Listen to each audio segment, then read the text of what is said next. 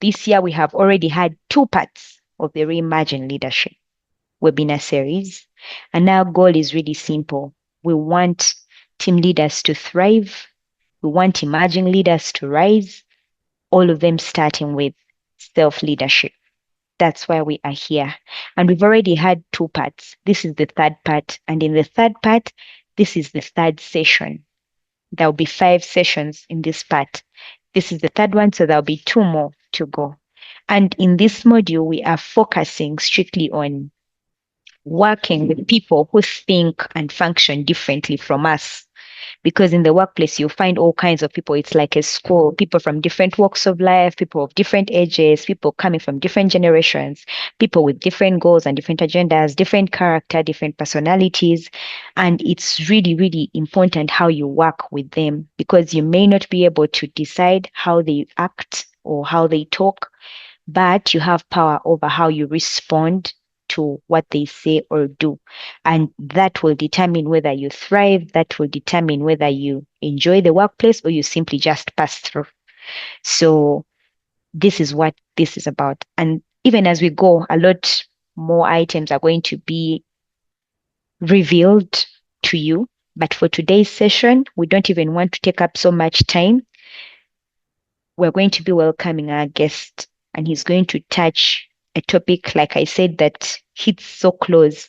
I mean, we're always saying, oh, this place is so toxic. Oh, this environment is so toxic. Oh, this person is so toxic. But what's it really? How do we navigate toxicity that comes from people who are different from us? And I said previously that sometimes you find you are actually the toxic one, but you don't even know it, or you can't bring yourself to acknowledge it, you know? Or maybe it's just a difference in who we are that comes off as toxic to the other person. But all of that is something we want to understand. And I'm so sure that our guest is going to be revealing a lot to us and even reminding us of some things that maybe we knew but didn't think were as important. You just have to prepare your mind, like have a receptive mind, have an open mind, and be willing and ready to learn. Okay, I've like spoken. But what am I saying? You're welcome. Buckle up. If you need to have a book like I do, please have one. If you need to have your pen so you can take some notes, please do. If you're going to put the notes on your phone, that's okay. But whatever you do, make sure that you take a lot of value from this. So it's 5 minutes, actually 6 minutes past the top of the hour. And I'm going to ask Coach Jennifer Ocho to humbly welcome our guest to take us on from here. Thank you very much. Coach Jennifer. Thank you so much, Dina. People think Dina has she's started off very well. Thank you for hosting us. Thank you. You said you've spoken a lot, but we needed to hear all that.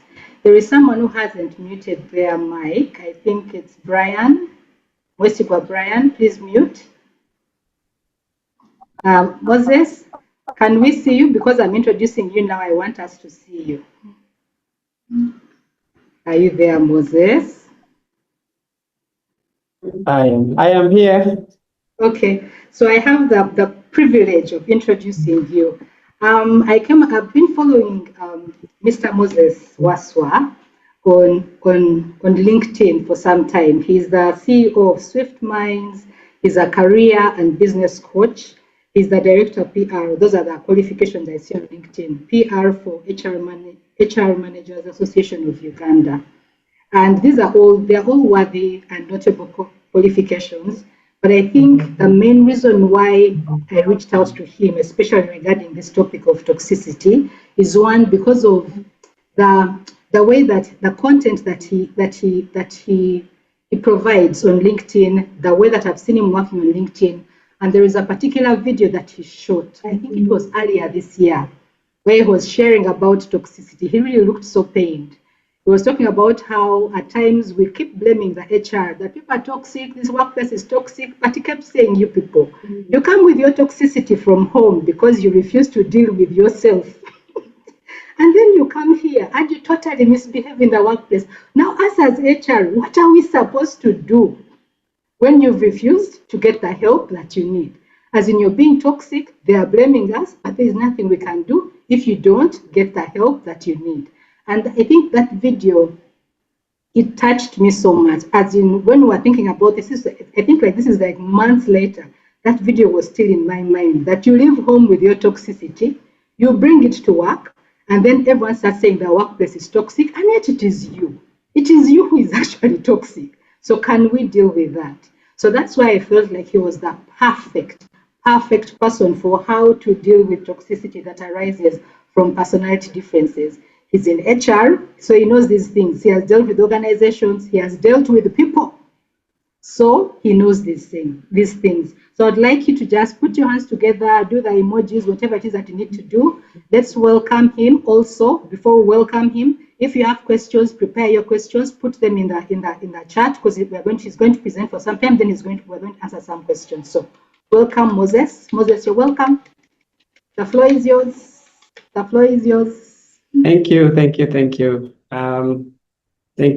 Coach Jennifer. Thank you, Dina. I'm glad to be here, and definitely everyone who is on the call, thank you for having me. Well, the topic is an intriguing one, and it's also a sensitive one. Because what is toxicity, first of all? And I've had a lot of people using the word toxicity. I've had Genesis who keep saying that this workplace is toxic, this workplace is toxic. And so we need to really find out what does it really mean? What does it mean for you? Even as I share, what does it really mean for you? What does the toxicity look for you? What does it mean to you? Because a lot of times when we use the word toxic, most people use the word toxic because of unmet expectations. So they will say, this place is toxic. Some people will use the word toxic because maybe the environment does not have enough, does not dig deep into what their character is. Maybe they have not found enough introverts as themselves. So maybe 90% of the people around are so noisy. They want this, they're so what, they order you here and there, and maybe they're the only introvert in the room. So that is toxic to them. And sometimes someone is extroverted. They like to push agendas, they like to have their ideas and all that. But their boss will go, hey, come, please move slow. Okay? Move slow. Or maybe sometimes you make suggestions and they start on. So what does really toxicity mean to you? Again, it means different things to people. Of course, there are some work environments where you go and you have really a bad culture. There's a lot of rumor mongering around. There's a lot of backstabbing.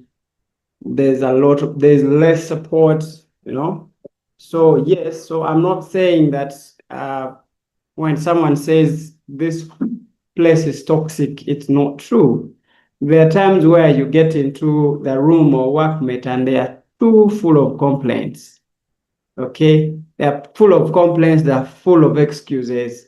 Now that's toxic, because as for you who wants to deliver, maybe Joseph, you want to deliver a project and you sit in the same office with a colleague, or you're on the same project, or you're hiring an employee who is always negative. They first see what is not possible before they can see what is possible. Then that is toxic, because our mind is like a magnet. Once you listen to something over and over, you a person who had a lot of, optimism, you probably start feeling like, wait, maybe so and so is right. Maybe this project is not possible.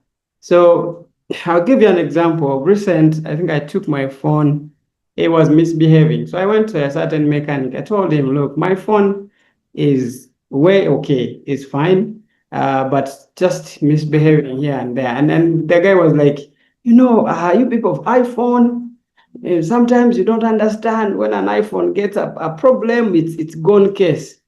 After 2 minutes of listening to this guy, I was like, this is not the guy who is going to fix this phone. So I moved away. I moved away actually. So when the phone was taken to another person, they were like, oh no, no problem.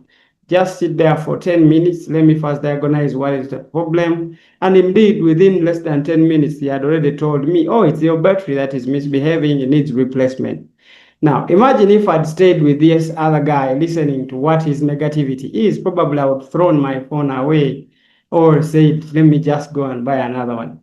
So again, I have to ask you, what is toxicity for you? Because first of all, you really also have to understand what kind of personality do you carry as a person?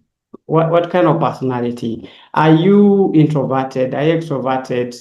Are you a mechanic? Are you like you need to understand, who am I? Okay.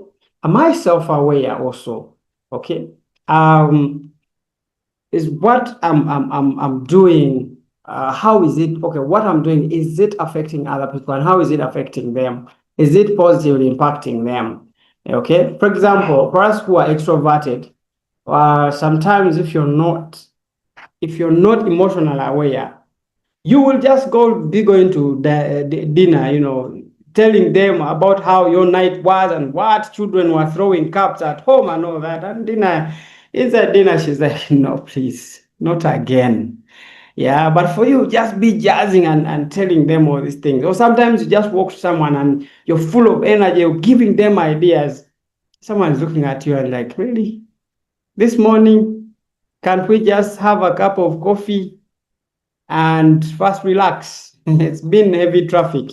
So emotional awareness is really, really key when it comes to balancing the different personalities. Okay, so because in the workplace you have the extroverts, you have the introverts who are slow at certain speeches. They want to really fast observe before they give you what they are feeling. Then you have thinkers, then you have people who want to feel, you have people who want fast judge, they want they want fast perceive things before they explore.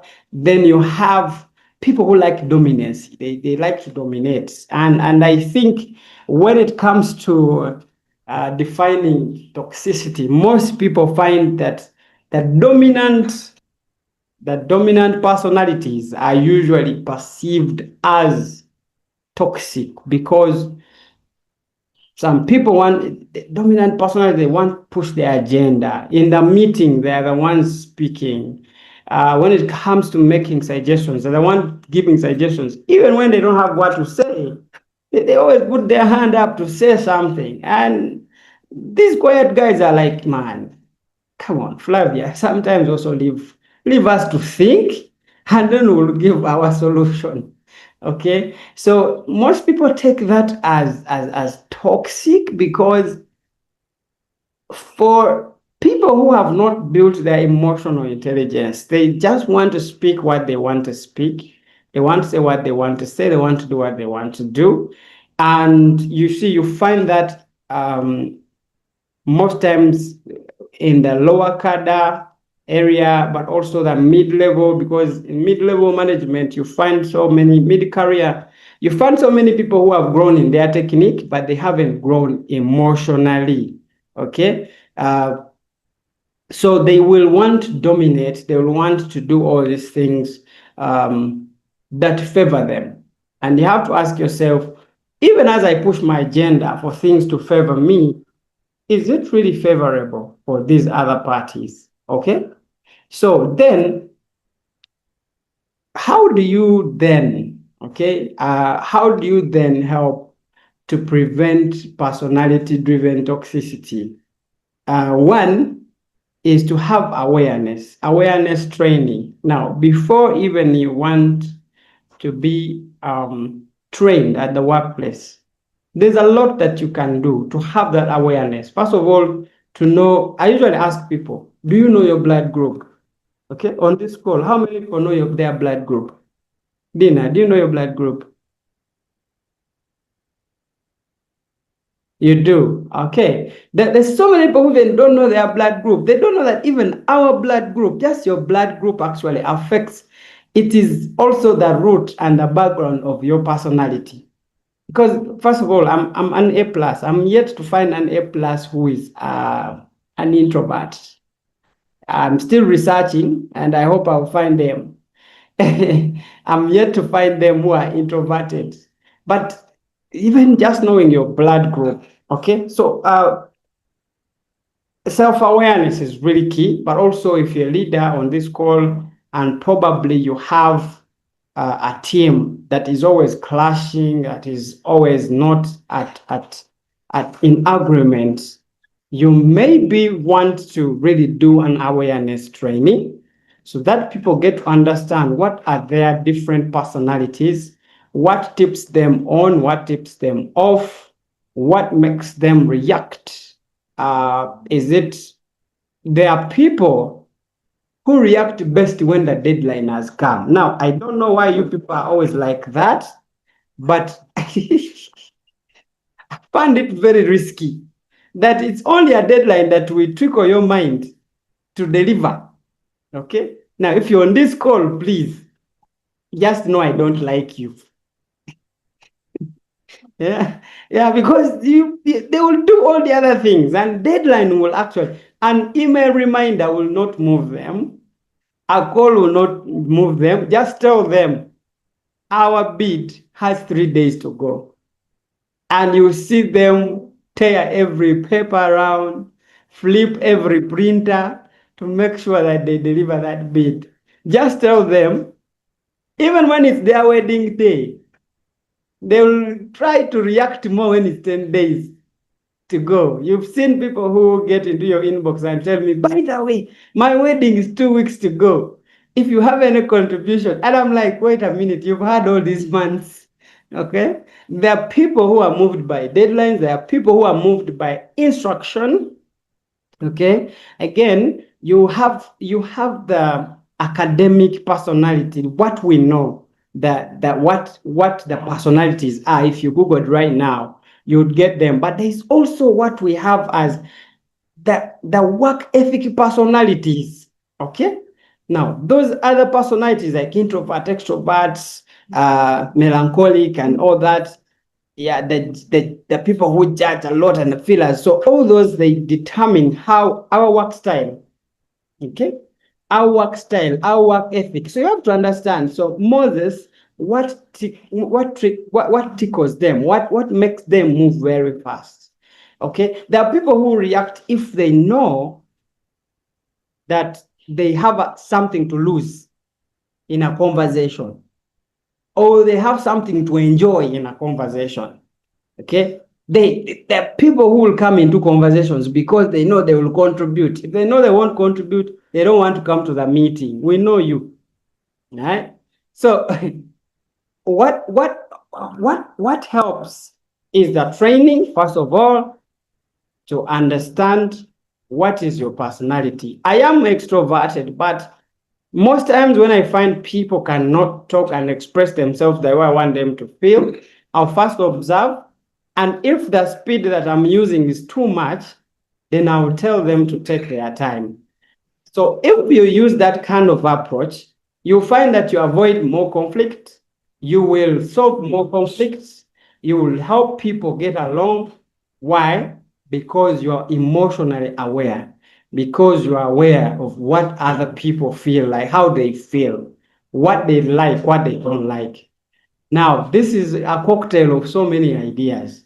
And sometimes some of these things we do them on self-discovery, training, and experience itself. Unless you're in that meeting, you never get to know how everyone reacts. So it's important to also put experience in motion. It's important to also keep you keep the study on, you keep your personal study on to really understand. For example, people who are married on this call, you understand that it's very hard to live with someone's son, someone's daughter in the same under the same roof. It's very hard because most of the times, even if you're the same personalities, for example, my wife is an extrovert. So we find ourselves, our ideas collide because she wants to she wants to give her ideas. I want to give my ideas. So everyone say, you first listen to me. So, okay, first listen. By the way, I thought you would do this. And also she's saying, even me, I thought you would do this. I thought you would do otherwise. So we collide. So now we have to understand, wait a minute. If we are all extroverts, then we need to understand at what time do I give her the opportunity to speak? Do I want her to first express herself? Then I come in. So now, sometimes I find myself that I have to borrow the extrovert personality from somewhere that I keep it somewhere. And sometimes I have to borrow it and say, okay, now I have to be an introvert. So sometimes I listen when you know how ladies, they can come and download on you. You know what? Now, see, even when it's just their friend or a conversation they had in a WhatsApp group, she wants you to know it, whether you want it or not. And you have to listen, okay? So even at the workplace, because at the workplace, we have different people. And we also have people going through different challenges, different celebrations, different emotional journeys, everything is entangled in there. So we have to understand that, look, we are in this place, but we are coming from different backgrounds. We are coming from different homes.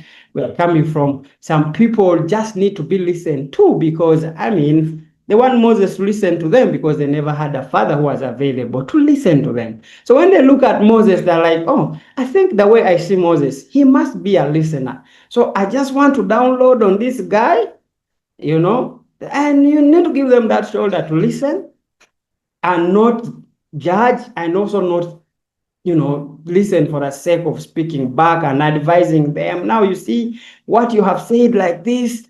Now go and check your boyfriend. No, someone just wants you to listen. All right? Okay. So we need to understand that awareness is key. Then number two, we need to also put in consideration how psychologically safe are our people we are working with. So it's important to create a safe space for differing communication styles. If you cannot keep downloading on people all the time, you can't bring anger at the workplace all the time. Even if it's your brother or your sister, you find that if you're this kind of person who is always reacting, who is always making feel not enough, who is always judgmental of what people do, you'll find that people will find you toxic. They will find you non-helpful, you're not helpful. They'll find you so everyone will want to avoid you. So is your reaction, is your show off. Sometimes we want to show off on how we know much, how, who we are, how much we earn, what we have built. There's those people at workplace, they will tell you about everything. By the way, my house, yesterday we put a brick. By the way, yesterday we did this. By the way, we have paid for a new car. And everyone is saying, wait a minute, first keep your achievements yourself. For starters, you come off as someone who is showing off. You understand? Especially if we don't have that much rapport. Jennifer, I don't have a much rapport with you. So, hey, let's create that rapport until then you can download what you can download. So how psychologically safe is it for other people to take in your reactions, to take in your suggestions, to take in your whatever? Then clear communication. Sometimes when you go to meetings, for example, define the meeting rules. If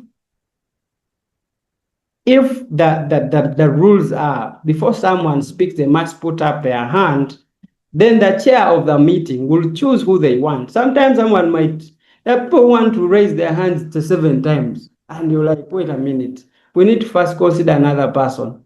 So the rules clear and they guide the conversations. We need to define those rules, okay? Are you challenging a point in a meeting? Are you challenging a point maybe within the community? You need to do that respectfully, not just bashing someone and says, but the way you're always giving wrong answers. Can't you get tired of giving wrong answers? You must you must disagree respectfully. I see Jennifer is dying of laughter. But yes, you must learn to disagree respectfully and also thank someone who has just contributed. You don't just jump in and say, by the way, I don't think even what you have said doesn't apply. Let me give you the right answer. Like, really, please. In adulthood, everyone is right because you don't know their state of mind. So by the time they say what I've said, you don't know their state of mind. So they are right. Okay? So let's try to contribute respectfully again by making sure that our communication norms and culture are well defined. Okay? So we need to create a balance and make sure that everyone, if our norm and culture in an organization is to make sure everyone is heard, then we'll have to listen from everyone. Even the person that want to give feedback, we'll listen to them. What do they think? Is it a bad idea? Is it a good idea? Should we go forward? How do they rank the idea? Things like that. Then we have to make sure that we are also having strength-based teams, okay? Where you align tasks with personality strength, e.g. introverts on deep work, extroverts on external facing roles. Introverts do not work so well when it comes to PR. And when you look in government agencies and in organizations, the PR, you have to be outside there. You have to speak. You have to face the television. You have to face the cameras. Introverts will not do that. Even when they find themselves in such situation, they'll say like 2 words. But, as a head of PR or a PR of an organization, we expect you to speak. Okay, so audience-facing roles in an organization can be given to people who can face. But when it comes to deeper working, laying out the different strategies, the project Gantt chart and all that, the timelines, the details, you have your introverts because for them, they process a lot of data before they can put it out there. When an introvert processes 1 GB of data, you will be so lucky to be given one kilobyte of data out there when they're expressing themselves. But give them a piece of paper, they will express everything and be like, where have you been? Where have you been? We've been looking for this idea. Give them an opportunity to speak about the idea in the meeting. They will not because it's not their thing. So we need to understand that and create a balance. Then the other second last point is, so from the point number 4, if you're a leader, then try to balance the different teams according to their strength. Now, there are people who have, tried to balance on all personalities, introvert, extrovert, and all that. Us who have led, the leaders, we can play all around those things. But of course, there's always that dominant one. Okay? So every leader on this call, I'm not saying that you're an introvert, you should die an introvert. No. When you're an introvert, you need to engage people. So you need to learn a little bit of extrovertism. Okay? You need to get out of your shell once in a while and write an email that is commanding order. All right? So, it's important for us to know the different strength of the personality strength of the people on our team. Okay? How can they play? Because let me give you an example. If you put only introverts on the same team, they can kill each other. Because, listen, introverts they will take long to react. But when they react, they can kill you. I'm not saying there's anyone who is going to kill anybody here, but so you will need to make sure you have introverts there, but also you have an extrovert who will say, hey, stop, please. And then when you put extroverts on the same team, no one is going to listen. Everyone will just say, now look at this. See, I bought an iPhone E16 because it does this. Everyone just wants. And extroverts, your show-offs. If you're on this call, we don't like you for that. You like to show off. Okay, so the other point is, let's do a little bit of conflict, conflict management training. Every group will conflict. At some point will differ. Even when we put introverts, those people who don't like to talk, they'll also differ. Someone will not talk to you, but they will push a piece of paper on your desk. I don't like your answer. I don't like what you said last time. So we need to embrace the culture of training. If you're here and maybe you come from an organization where they train, then you know the impact of what it does. So we need to teach people how to handle different situations, how to handle standoffs. If, for example, someone has refused to respond to you, someone has refused to respond to the team, they have sat with that. So we need to train people also on how to handle different emotions. The whole thing called emotion is a huge one. It's the reasons why kingdoms fall, it's the reasons why kingdoms rise, it's the reason why a king would leave one kingdom and go and fight another because of an emotion. Okay, it's something huge, and we can use these emotions to conquer territories, or we can use them to pull down territories. So you can write that if you're writing down. So you can use your personality, your emotional personality, to build empires, or you can use it, if you don't know, if you don't have self-awareness, you can use it to pull down empires. So it's really important to know where you stand. Then, so it's important to have different voices. So intentional facilitation is also very important. And that is my last but not least point.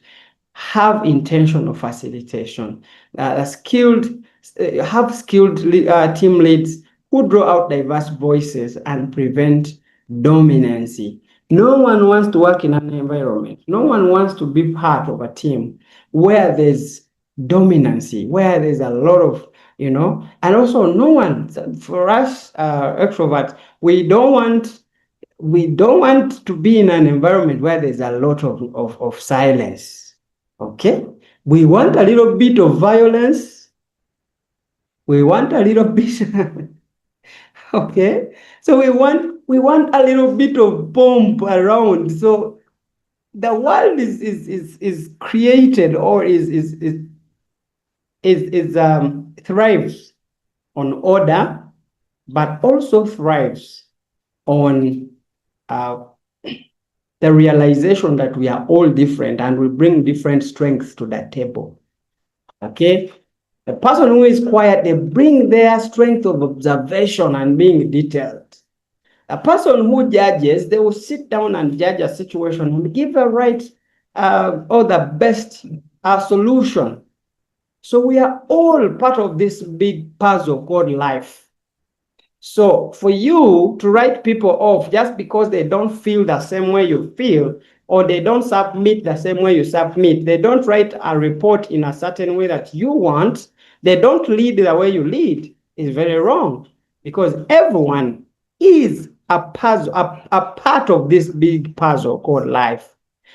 So the next time you want to impose your personality or how you feel, how you do things on another person, I want you to ask one thing.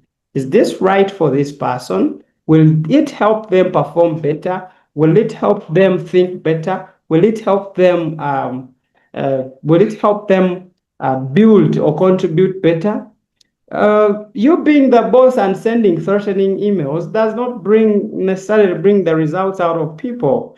You can write all you want, you can threaten someone that you'll fire them, but it doesn't.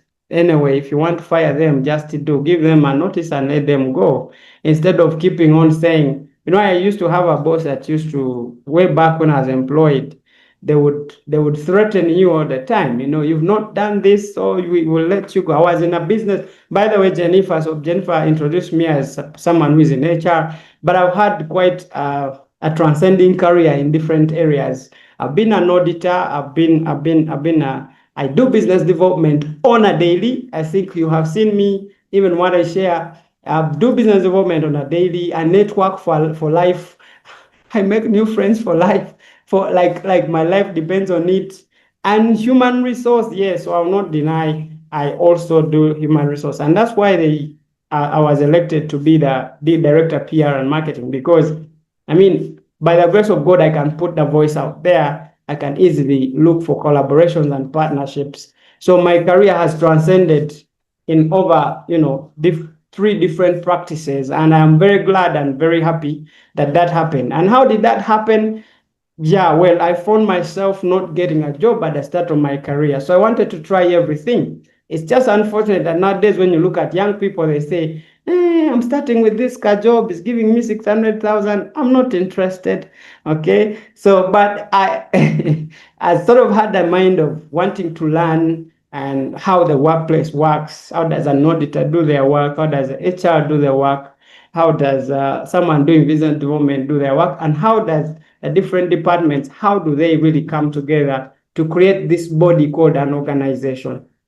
Okay. And within that body, so you have different personalities. So once anything collides, then you can have what we call the organization. And that's why you find that an organization can fail just because the CFO is not in good terms with the CEO, or the CFO is not in good terms with HR. So what HR does, what do they do? To give you the bad talent, because you're always abusing them and all that. So they'll bring that bad talent, they'll bring the organization down. And then we see where Joseph, the CFO, will find a job when the company has gone down.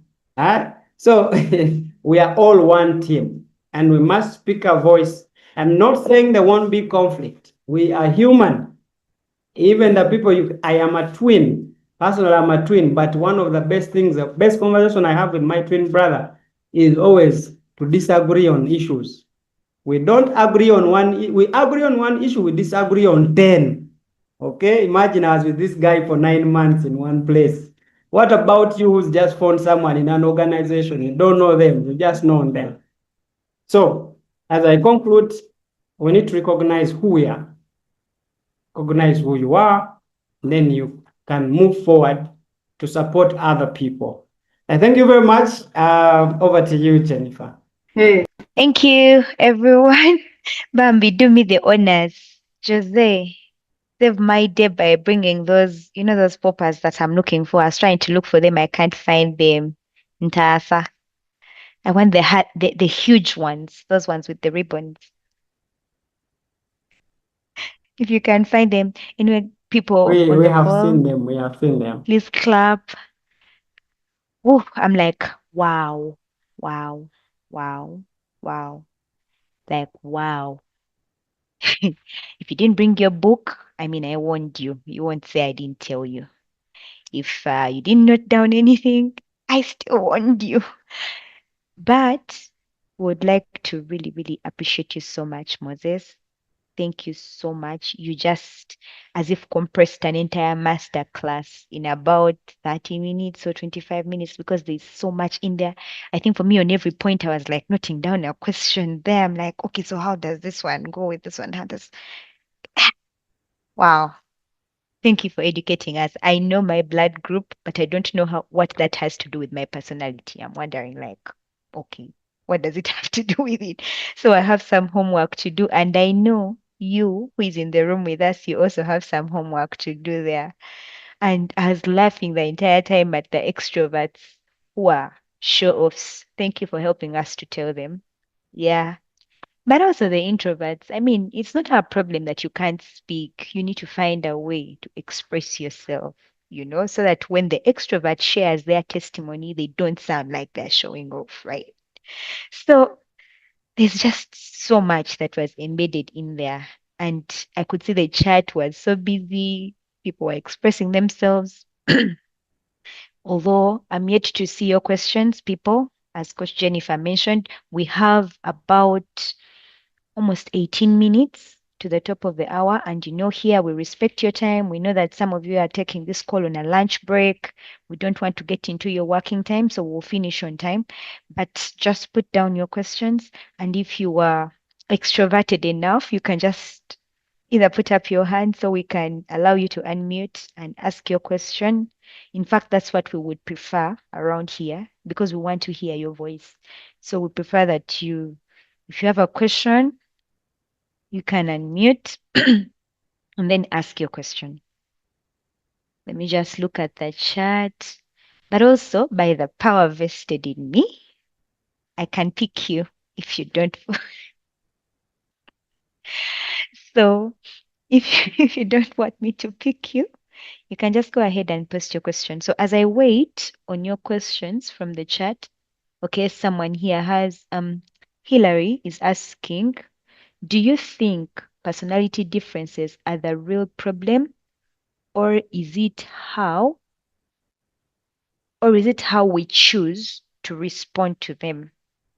So the question is, do you think personality differences are the real problem, or is it how we choose to respond to them? That's the question. So I'm also going to ask mine so that we can allow Moses to handle those two first as the rest of your questions come in. So for me, my question was, I would say it's not so much, okay, it's stemming from the personality, and I'm asking for the people who work with deadlines, who only respond to deadlines.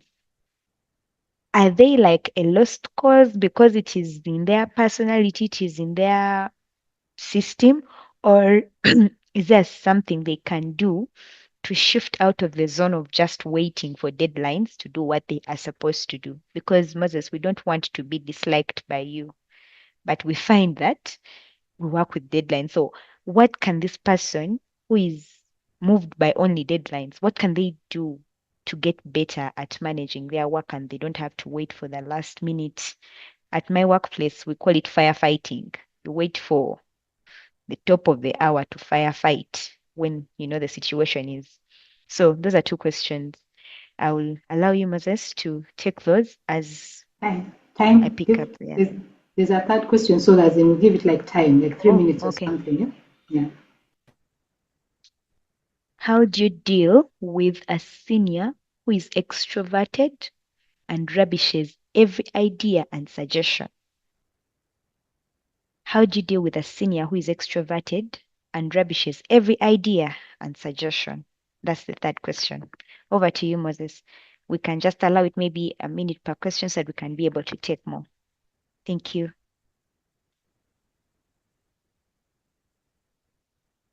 Hey, thank you very much. So, someone asked, and they asked, who asked that?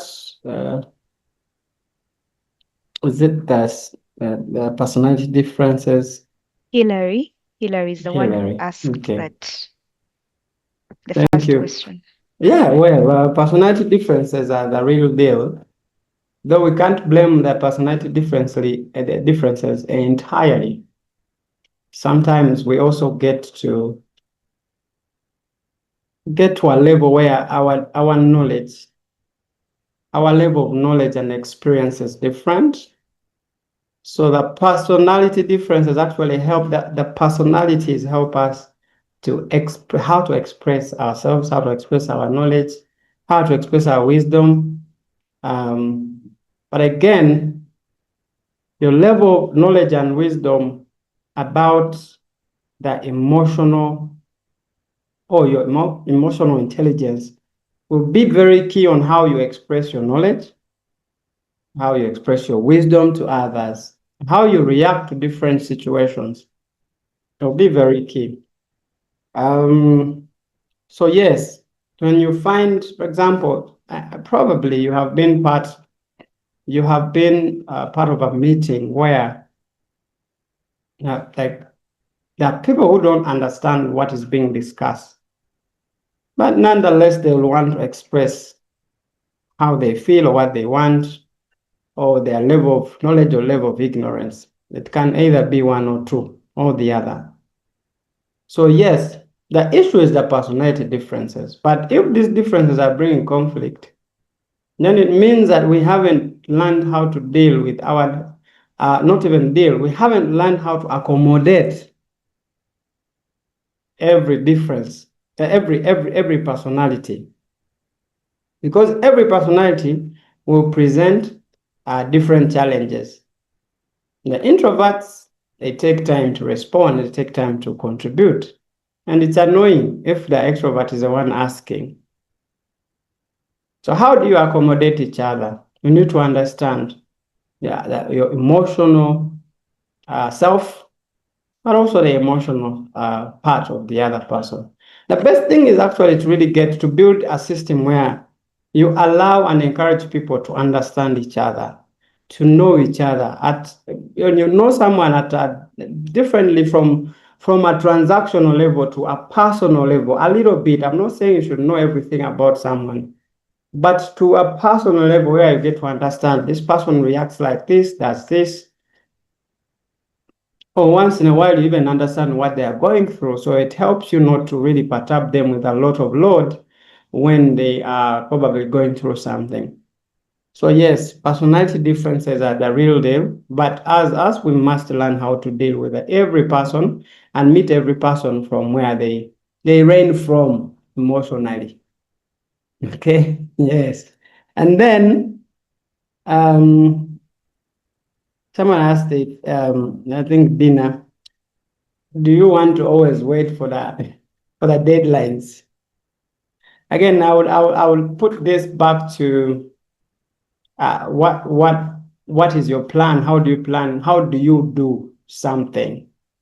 Because yes, I play guitar, but if you learn guitar to hold a certain chord in a certain way, then you find a professional and they will tell you, no, that's not how they hold that chord.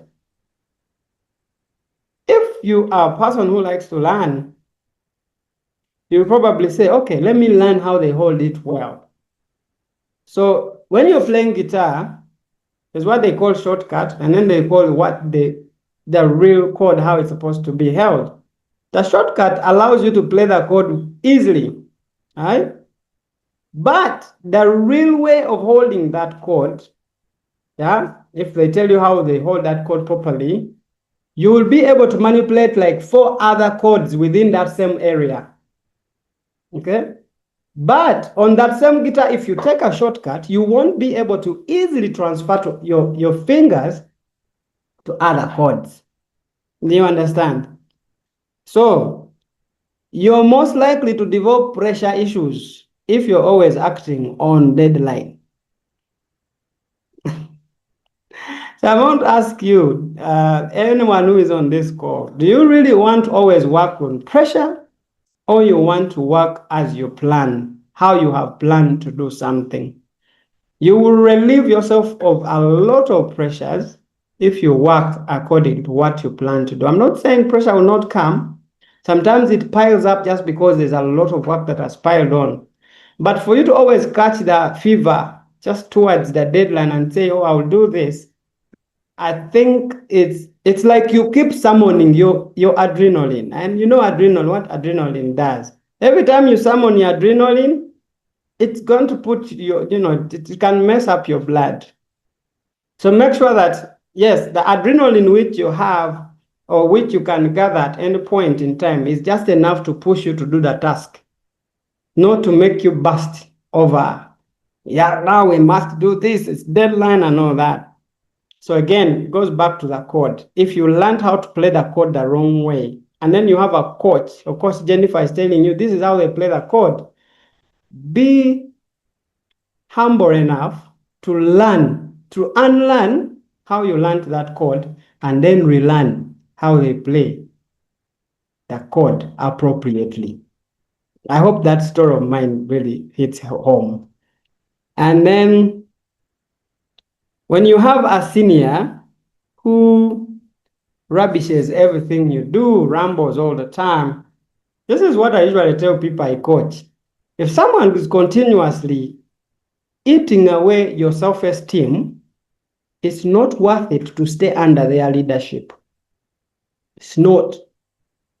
I grew up as a child, and where I grew up with bullies who fed on my self-esteem. And it has taken me a long journey for me to build my self-esteem. And I guard it with a lot of jealousness, because I cannot work under you if all you do every day is to feed away to feed on my self-esteem. And this is what I usually tell people. If you think there's nothing you can change about that boss, then it's you who has delayed your movement. You need to make the hard decision and move, because when you're left with high esteem, you can get another job and thrive.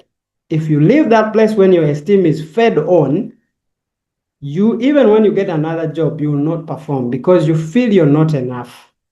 If someone makes you not enough all the time, then they are not worth being your leader. You're better off leaving the paycheck and guard your self-esteem for the next assignment that you will do with a lot of esteem, with a lot of confidence, and you'll excel. So no one, again I say on this call, no one should ever feed on your self-esteem for breakfast every day. It's not in their power. Over to you, Dina. Wow. For the person who asked that question, I hear you, I feel you, and I think that the answer you just got is the answer that you were supposed to get. It's a hard one, it's a hard decision, but no one has the right to feed on your self-esteem. Because for them it looks like they're just rubbishing your ideas, but what that does to you is it kills you to the place where you can no longer voice your opinions, you can no longer share your ideas and all of that. I will not repeat what Moses has said. I think he was very clear. It takes a long while. It may even cost you money and a lot of therapy sessions for you to build your esteem back. You don't want that. So I'm going to invite, I saw a hand from Barbara, I think. Barbara, is your hand down now? Hey. Okay, Barbara, you can go ahead and ask. Yeah, so it was me that shared it. Hey everyone. Yeah, it was a tough response as well. But with this particular person I've really struggled, and I've been obviously trying to look for jobs, but it's hard, and then I think the person knows that as well. So with everything, there's nothing that's ever wrong. So there's a lot that I've actually done, like seeking for help. So that's why I sent that thing. Now I use psychology. When I'm having a discussion with her, I normally need to have a problem or I look very weak for her not to like feed on me and all of that. So most times I'll go and be like, oh, this and this happened, this and this happened. Then that day she won't feast on me. Then I normally need to prepare when there's like supervision or anything, but I'm never sure now of what to say. Yeah, I'm very careful with everything, and I pray a lot. Yeah, that's what I wanted to share. Thanks for sharing, Barbara. Thank you. Thank you Thanks for sharing, yeah. Barbara. That's a hard one. That's a hard place to be, but also from my experience, so I thank God that I ever got employed. But I think from this call, maybe Coach Jennifer can follow up with you. But I know that, for one thing I know is that sometimes you have to leave that check on the table. And also speaking up helps. Sometimes when people are bullies, they are better told. When someone is your boss, you have a certain respect for them. And therefore, you really want to make them probably make sure they have a nice cup of coffee, their favorite coffee. Then bring out that conversation and tell them, I would appreciate that I am addressed like this. I would appreciate that I'm not addressed like X and that. I would appreciate that your tone is like this and that. Not that I don't listen to you. I want to listen and understand you best. But sometimes the tone you use is not the best. So it creates a bit of emotional, rumble in me and all that. And it's affecting me. So you need to tell them in a respectful manner. If they don't change, then you, my friend, you are not left with any other choice but to move on. Because I have ever said no to a certain boss and I moved away. Trust me, I did not have what to do for the next 6 months, but I was glad I did it. At the point when I did that, I just gotten married with the wife. So someone would be mad and me mad at me. I was like, why would you resign when you have a wife? And I was like, no. Because where I want to go, I need my personal self. So I don't want that person to be fed on. So again, Find a moment and sit down with them, express how you feel respectfully. They can listen to that, then I'm sure God is really bringing something better for you. Thank you so much for that, Moses. So initially I did tell her her voice is quite intimidating. I shrink, I get confused. Then she was like, do I want her to whisper? Do I want her to do this? But it was all from aggressiveness, because I also have a bit of more qualification and all of that. So at a point I thought it was it. So we continued that way. It became very much worse. So I sent an email to her head, and then I asked, I didn't want her to supervise me again. But after a while, that she sort of got to know, then she still got back to me, so I had to withdraw my complaint. So that's how now I just use psychology. I normally go when I'm very weak or I have problems to avoid anything. Yeah, so I'm going to thank you. I really understand what's going on, but I'm going to refer you to Jennifer. I really want Coach Jennifer to follow up with you. Probably this is a conversation we might not finish here, but I really think someone should reach out and help further. Thank you. Okay, thank you so much. Thank you, Moses. Thank you, Barbara. I was just going to say the same thing. I would really, really recommend that you reach out to Coach Jennifer, because the solution you offered yourself might work for now, but it's not very sustainable. It's not sustainable at all. If anything, you are eating away at your own esteem as well. So recommend that you really reach out to Coach Jennifer. I feel we cannot resolve this in this minute. And before I even read this last question, I see that it's already 2 p.m. and we respect your time. So I'll just request that you allow us just 5 more minutes. Let's hear from Moses on this one, and then we shall wind this down. So someone is asking, and I'll just read it as is. Okay. They're saying, how would you handle a situation when you are in an online meeting and different people keep unmuting to give their contributions without raising their hands? And because you are probably more polite, you decide to raise your hand, but you are not chosen to speak. Would you also go ahead and unmute without being chosen? Chances are high that everyone that raises their hand will be chosen towards the meeting end because of the random people voicing their contributions without raising their hands. Moses, would you want to comment on that? Yeah, I think for most people, you realize that most people are still learning the etiquette of online meetings. So we will still assume it's too soon to call it bad manners after COVID. Okay, we'll still assume it's bad manners, but I think there's etiquette now. We know what online engagements are. For example, here everyone is muted. There are particular rules that when you get into the call, you either, if it's an organization, then you say everyone's camera should be on. They should only speak when your hand is up. So there must be rules of engagement still. So we can't assume that everyone knows the etiquette of being online, of conducting meetings online. But also in those meetings, what I've also realized is that there are people who are so dominant. For example, we have those meetings a lot, but we usually tell them, please wait for your turn. Let's first get, and sometimes you might find that the person who is doing that is the executive director, unfortunately. So you find that the other people are not even able to make them quiet. So they will always override every conversation, and it's not pretty.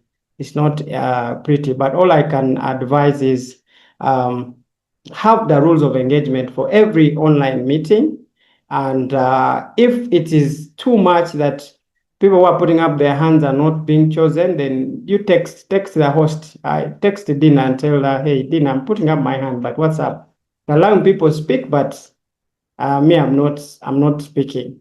Otherwise, if you unmute and people are talking, you might actually come off as though you are attacking others or you are annoyed, because you'll still be annoyed. So as a way of reaction, you might actually start your words the wrong way. So it's better you text whoever is hosting or the chair of the meeting and tell them, can we try to follow the, some rules here? Whoever lifts their hand is the one that you choose to speak. So there must be rules of engagement. Like what I shared, there must be clear communications and SOPs on how to handle those kinds of meetings.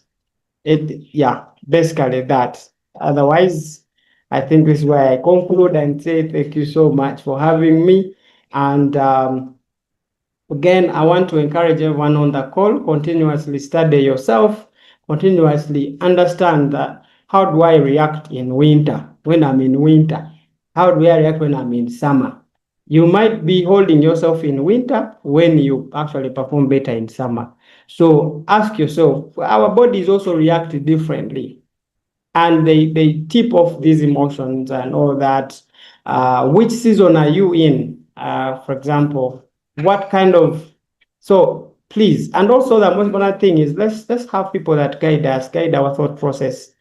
People like coaches, Coach Jennifer, people who coach, they're really important. I have had a privilege of building managers, commissioners, country directors for big NGOs, not because they look at me as younger than them, but they sit down and listen what I have to say, and it has helped them build their careers. So also have someone that speaks to you.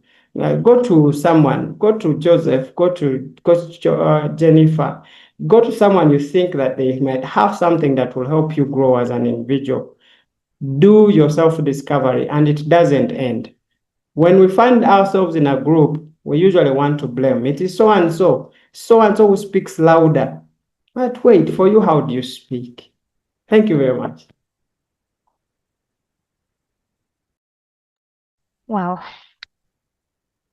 Thank you so much. Thank you so much, Moses. Thank you, everyone. Manange, I feel so bad that we have to go without hearing some voices, but our time has really shifted. Thank you for making the time to join us.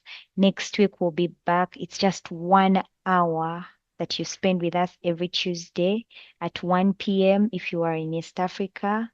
Like the East African time zone is 1 p.m. So wherever your location is, you can like see the time. 1 hour of your lunchtime, and you will not be sorry. Next week, we have another topic that you don't want to miss. You see, all those ideas that are being rubbished, they're not being listened to. Our topic next week is how do you get buy-in from different people? How do you get them to listen to your idea and accept it? They don't just listen, but even buy into it. How do you get, that's the topic we're handling next week. So we'll be very, very delighted and honored to have you back again on Tuesday.